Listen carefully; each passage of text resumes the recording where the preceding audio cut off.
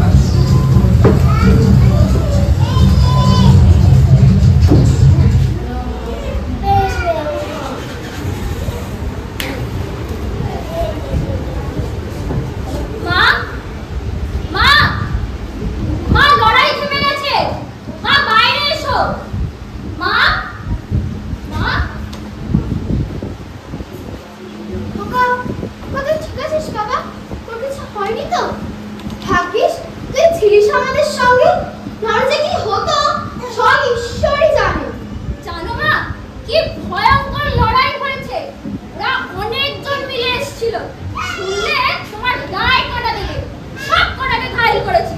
কতজনের মাথা মেরে পড়েছে, কতজন এমনি পালিয়েছে। আমার ছোট খোকা এখন বড় হয়ে গেছে। গ্রামে ফিরে আমি সবাইকে এর গল্প শোনাবো। তা কেমন করে হবে?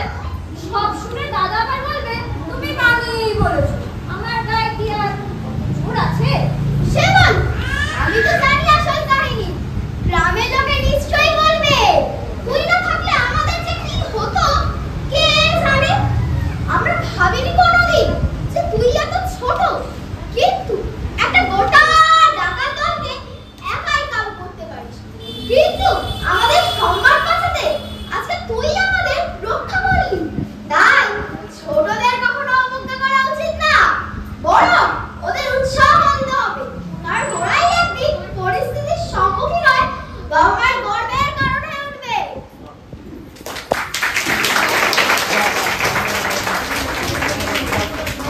আমাদের